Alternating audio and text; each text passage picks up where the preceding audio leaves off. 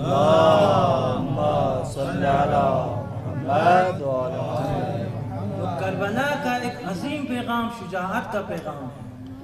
اب انسان شجاع کی دوسری نشانی کیا ہے؟ صداقت ہے۔ لو تمیزت الاشیاء لکان الصدق مع الشجاع، یعنی انسان صادق ہوتا ہے، شجاع انسان جھوٹ نہیں بولتا ہے، حق بیان کر دیتا ہے۔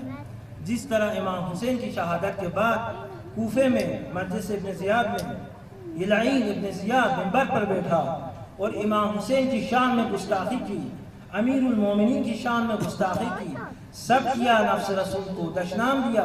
اب پورا مجمع دیکھ رہا ہے، کسی میں بات کرنے کی ضرورت نہیں ہے، اعتراض کرنے کی ضرورت نہیں ہے۔ اب ہم یہ نہیں کہہ سکتے کوفے والے امام کو نہیں جانتے۔ امام علی نے کوفے میں حکومت کی ہے، امام کا دار و خلافت تھا۔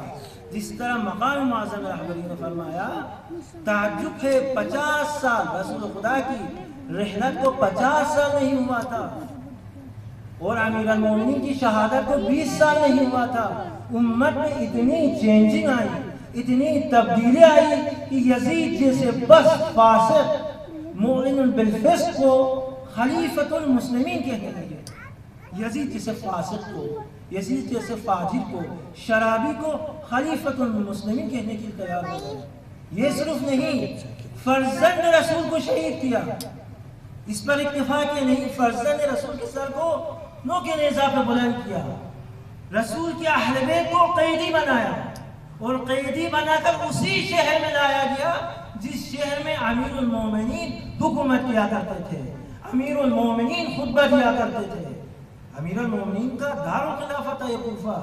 کوفہ میں حضرت زینب نے قرآن کی تفسیر پڑھائی ہے، کوفہ میں حضرت زینب نے قرآن پڑھایا ہے، امیر المومنین نے خطبہ دیا ہے، حکومت کی ہے، نماز پڑھائی ہے۔ تو کوفہ والے جانتے ہیں، لیکن خوف ہے، رعب ہے، وحشت ہے، دہشت ہے، اس لیے کچھ نہیں بولتے۔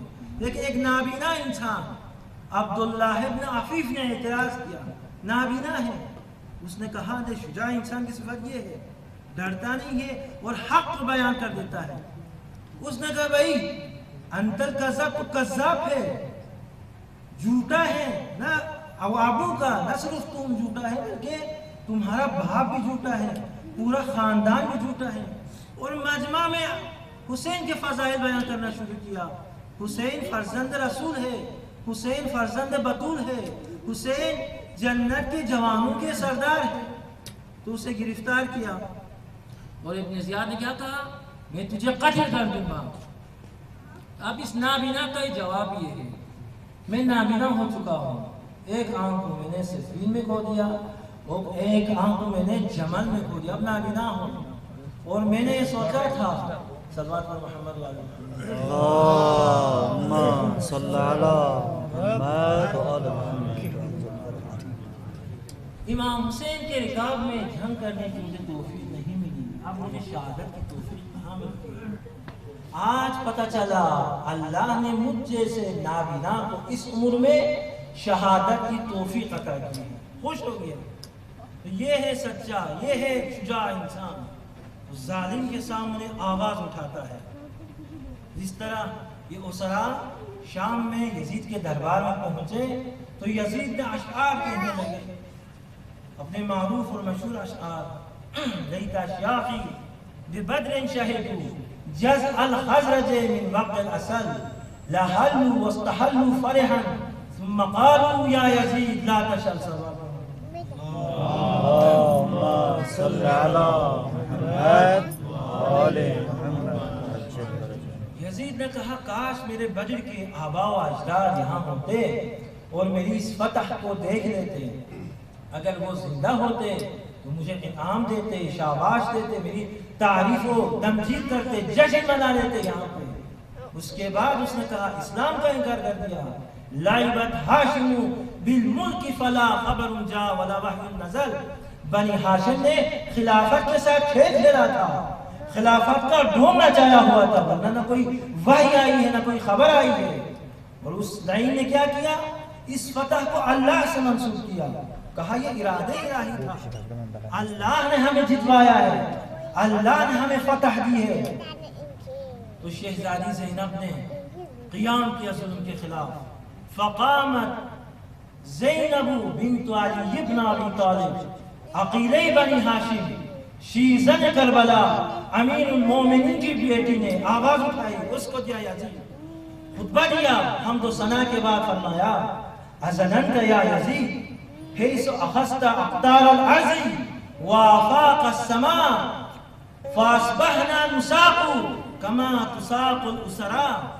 یزید تم نے سمجھ کیا رکھا ہے؟ ہمیں قیدی بنانے سے تم سمجھتے ہو کہ تم نے آسمان کو اور زمین کو ہم سے چھین لیا ہے اور ہمیں محدود کیا ہے؟ ہمیں قیدی بنانے سے، گلیوں میں گھمانے سے، بازاروں میں درباروں میں گھمانے سے، پھرانے سے تمہیں عزت ملی ہے؟ تجھے عزت نہیں ملی ہے۔ اہل بیت رسول پر ظلم کر کے ظالم بننے کے بعد تم یہ گمان کرتے ہو کہ اللہ کی بارگاہ میں تجھے شان ملی ہے، تجھے مقام ملی ہے، تجھے عزت ملی ہے، تجھے منزلت ملی ہے۔ تو نے قرآن کی آیت کو بھلا دیا ہے۔ انسیت قول اللہ تعالی، پروردگار نے قرآن مجید میں ارشاد فرمایا وَلَا يَحْسَبَنَّ الَّذِينَ كَفَرُوا أَنَّمَا نُمْلِي لَهُمْ أَنَّمَا نُمْلِي لَهُمْ خَيْرٌ لِأَنفُسِهِمْ إِنَّمَا نُمْلِي لَهُمْ لِيَزْدَادُوا إِثْمًا وَلَهُمْ عَذَابٌ مُّهِينٌ۔ یہ جنہوں نے کفر اختیار کیا ہے، حق کے انکار کرنے والے، یہ گمان نہ کرنا، یہ نہیں سمجھنا، یہ گمانے کی گمان ہی غلط ہے، یہ سوچ غلط ہے کہ اگر ہم نے انہیں مہلت دی ہے تو ان کے لیے خیر ہے، خیر ہو جانے سے ان کے لیے خیر نہیں ہے، ہم ان کے لیے خیر نہیں چاہتے ہیں۔ انما نملی لیزدادوا اثما، ہم نے مہلت دی ہے تاکہ ان کے گناہوں میں اضافہ ہو جائے، یہ گناہ کرتے جائیں اور اللہ نے ان کے لیے عذاب مہین، دردناک اور خوفناک عذاب تیار کیا ہوا ہے۔ صلی علی محمد۔ اس کے بعد علیہ مکرمہ زینب نے فرمایا یزید تو نے کیا سمجھ رکھا ہے؟ ہمیں قیدی بنانے سے تجھے عزت ملی ہے، جتنا دھوکہ دینا ہے دھوکہ دے دو۔ کیدک واقصائک وناسب جہدک فواللہ لا تمحو ذکرنا ولا تمیت وحینا۔ اپنی پوری کوشش کر لو، پوری توانائی کو روئے کر لو، خدا کی قسم نہ ہمارے ذکر کو مٹا سکتے ہو نہ ہماری وحی کو مٹا سکتے ہو۔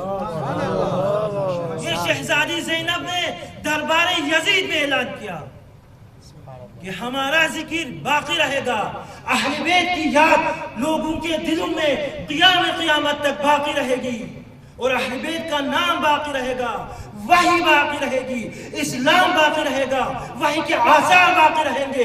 جو مٹ جائے گا وہ یزیدیت ہے، جو مٹ جائے گا وہ یزیدیت ہے، اور جو قیامت تک باقی رہے گا وہ حسینیت ہے۔ سبحان اللہ۔ حسینیت زندہ باد، حسینیت زندہ باد، یزیدیت مردہ باد، یزیدیت مردہ باد۔ محمد و آل محمد صلوات اللہم صلی علی محمد اس وقت بنی امیہ کی ہیبت تھی، ابوہت تھی، وحشت تھی، دہشت تھی، بات کرنے سے ڈرتے تھے، جرأت نہیں تھی اعتراض کرنے کی۔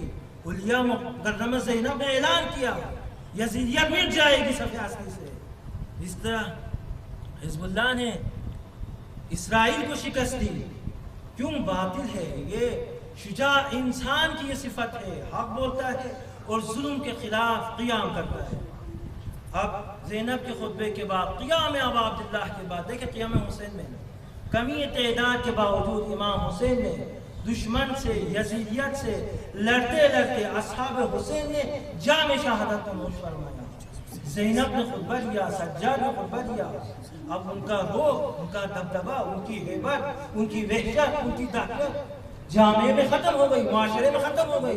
اب اعتراضات کا سلسلہ شروع ہوا، قیاموں کا سلسلہ، انقلابات کا سلسلہ شروع ہوا، اور عبداللہ عمر نے بھی اعتراض کیا، خط لکھا اور اعتراض کے لیے شام تک بھی کیا۔ عبداللہ بن حنظلہ نے کیا کہا؟ عبداللہ بن حنظلہ نے اعلان کیا یہ یزید